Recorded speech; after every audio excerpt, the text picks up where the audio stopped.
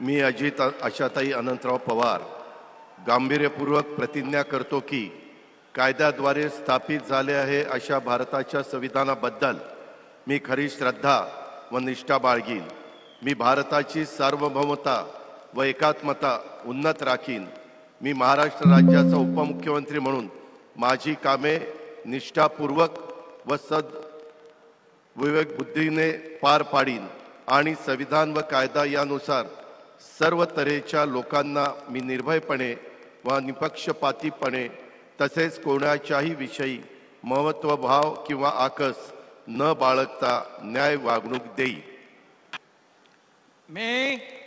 मी अजित आशाताई अनंतराव पवार गांभीर्यपूर्वक प्रतिज्ञा करतो की महाराष्ट्र राज्याचा उपमुख्यमंत्री म्हणून माझ्या विचारार्थ आणली जाईल किंवा मला ज्ञात होईल अशी कोणतीही बाब असा उपमुख्यमंत्री म्हणून माझी कामे यथायोग्य पार पाडण्यासाठी आवश्यक असेल ते खेरीज करून एरवी मी कोणत्याही व्यक्तीला किंवा व्यक्तींना प्रत्यक्षपणे व अप्रत्यक्षपणे कळवणार नाही किंवा त्यांच्याकडे उघड करणार नाही।